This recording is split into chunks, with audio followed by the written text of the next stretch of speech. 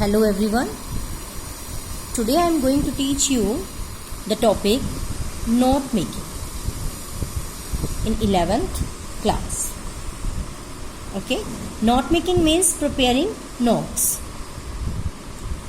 Dear students, you have many chapters or units in your different books and they have lot of information and facts as well. They are important for exam point of view. But we can't learn or cram everything. It becomes difficult for us, na? So the best way to learn the important content and information is to prepare notes.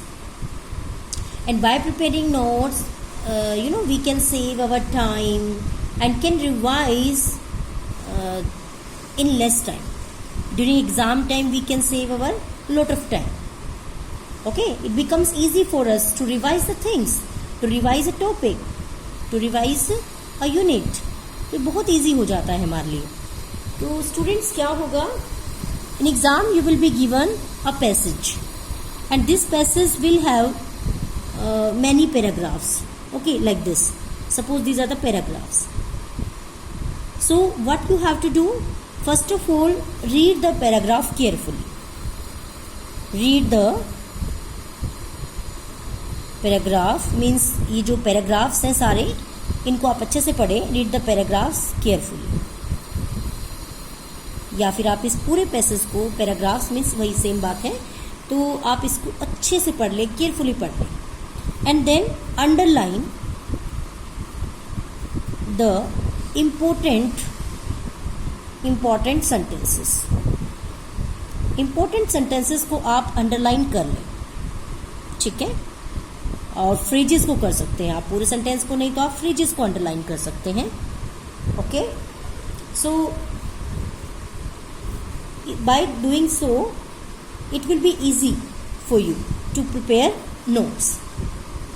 So first of all what should be done, क्या करेंगे हम कि देखिए, we have to select a title for this passage and देखिए title. Okay, and you have to double underline it. तो title क्या means, देखिए title should be catchy and suggestive and it should give clues what the passage is about. इससे हमें clue मिलना चाहिए कि भी ये पैसेज किसके बारे में है, ठीक है. When you read the passage, you get the clues, you get the hints. आप इस तरीके से टाइटल बना लेंगे and it is of 1 mark. ये आपका 1 mark का, ठीक है. Then you have to make the headings and subheadings. आपको headings बनानी है यहाँ पर, ठीक है. आपको इसको सिंगल अंडरलाइन करना है. And then subheading 1.1, 1.2, 1.3, 1.4. देखिए यहाँ पर आप जब पढ़ेंगे तो आपको किसी भी सब्जेक्ट, किसी भी टॉपिक के बारे में आपको इंट्रोडक्शन मिल सकता है, किसी भी चीज़ का इंट्रोडक्शन हो सकता है, हिस्ट्री हो सकती है, ठीक है, कॉजेज हो सकते हैं किसी चीज़ के, बेनिफिट्स हो सकते हैं, या फिर जो है सॉल्यूशंस हो सकते हैं, एनीथिंग. तो ये तो कंटेंट पे डिपेंड करेगा. डिपेंड्स ऑन द कंटेंट कि what is given here. Accordingly we will form the heading and under this heading we will write important information, important things which we think that they are worth learning. जिनको वो important बातें जिनको हमें लगता है, जो हमें लगती है कि एग्जाम पॉइंट ऑफ व्यू से ज़रूरी है. And one thing must be remembered that these sub headings, ये आपकी जो है सब हेडिंग्स है 1.1, 1.2, 1.3, 1.4. These are sub headings and sub headings must be written in phrases only. ये आप फ्रेजेस में लिखेंगे, just remember. Okay, so suppose we have found out four subheadings under this heading. हमें ये बातें लगती कि भी 4 बातें जो है ये यहाँ पर याद करने लायक है, हमने इनको लिख दिया। Then come to the next heading, और नेक्स्ट हेडिंग हम बना देंगे इस टॉपिक के अकॉर्डिंग, जो भी इसकी कैरेक्टरिस्टिक्स हैं, फीचर्स हैं, बेनिफिट्स हैं, या मतलब कुछ भी जो दे रखा है उसके अकॉर्डिंगली हम यहाँ पर दूसरी आपकी जो है ना हेडिंग बना देंगे।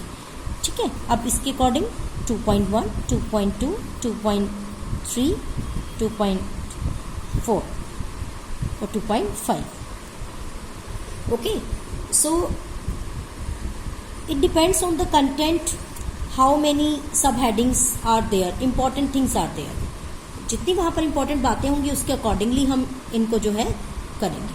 ठीक है, सपोज हमने 5 जो है यहाँ पर सब हेडिंग्स बना दी हैं, then just go on reading the passage. Okay, उसको पढ़ते जाएं और फिर आप पता लगाएं कि और कौन सा हेडिंग यहाँ पर फ्रेम किया जा सकता है, and then you may write the next heading. Okay, next heading, underline it, and then 3.1, 3.2, 3.3 like this. Okay, you will have to do like this. Suppose we have done like this, we have written 3 headings with their subheadings. हमने 3 headings लिख दी उनके subheadings के साथ।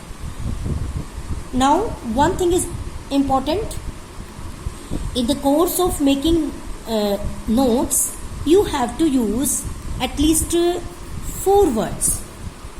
ठीक है, at least 4 words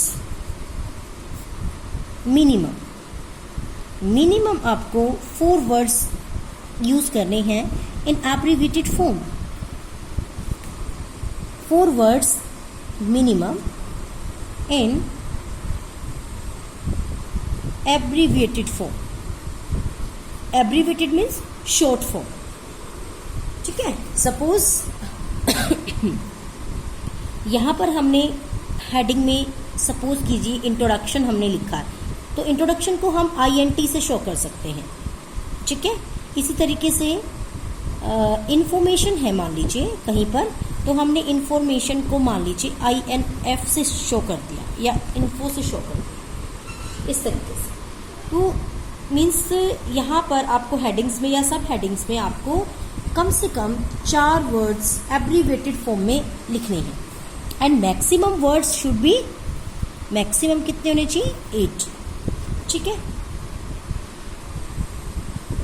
ये after writing notes, ये आप नोट्स बनाने के बाद जब आप ये बना लेंगे इस तरीके से हेडिंग्स 1 2 3, इनको करने के बाद यहाँ 4 भी हो सकते हैं, ये हेडिंग्स जो है आपके 4 भी हो सकते हैं। It depends on the passage के ऊपर डिपेंड करता है, उसके कंटेंट के ऊपर डिपेंड करता है कि उसमें कितनी इंपॉर्टेंट बात है याद करने के लायक, पढ़ने के लायक। ठीक है, and one thing is also important, you should pay attention that the headings 1 2 and 3 these are in one symmetry. ये एक सिमेट्री में है, देखिए बिल्कुल सिमेट्री में है ये। ओके, आप देख पा रहे होंगे 1 2 and 3, और जो आप सब हेडिंग्स लिख रहे हैं वो थोड़ा सा इधर अंदर जाके ऐसे, हम यहाँ नहीं लिख सकते, देखो 1.1 1.2 नहीं, इट इज रॉन्ग। ठीक है, ये प्रेजेंटेबल नहीं होता है, it is wrong.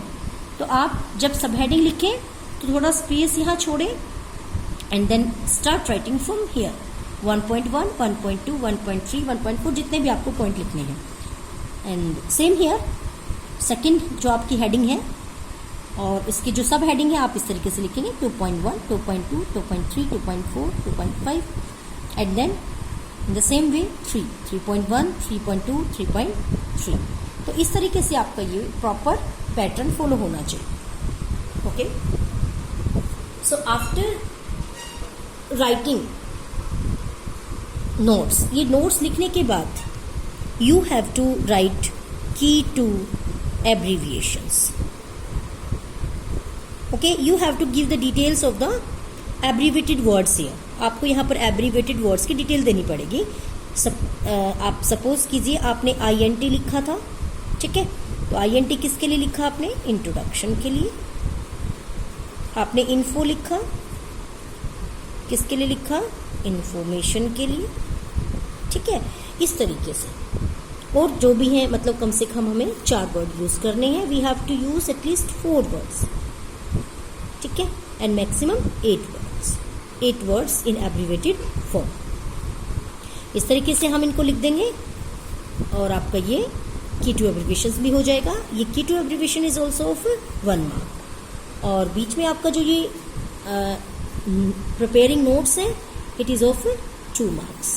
So in this way title is of 1 mark, then note making is of 2 marks. ये जो बीच की आपकी जैसे ये हेडिंग्स है, सब हेडिंग्स के आपके 2 मार्क्स दिए जाएंगे, एंड 1 मार्क फॉर की to abbreviations 4, and then you have to write a summary.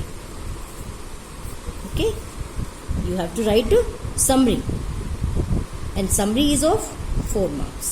आपकी जो summary है 4 marks की है। You have to summarize the subheadings. जो आपने subheadings लिखे हैं, जो भी आपने यहाँ पर important points select किए हैं, you have to write them in full sentences now. Okay, and you should write them in a systematic way. आप बिल्कुल systematic way में लिखें summary के अंदर। Summary should not be written in points में नहीं लिखेंगे, it should be in a paragraph, ये एक paragraph में हो, ठीक है। आप इसको points में नहीं लिख सकते हैं, ये जैसे paragraph होता है इस तरीके से आप paragraph में इसको लिखेंगे। and the word limit of the summary is 80 to 100 words, ठीक है। ये आपकी 80 to 100 वर्ड्स में होगी।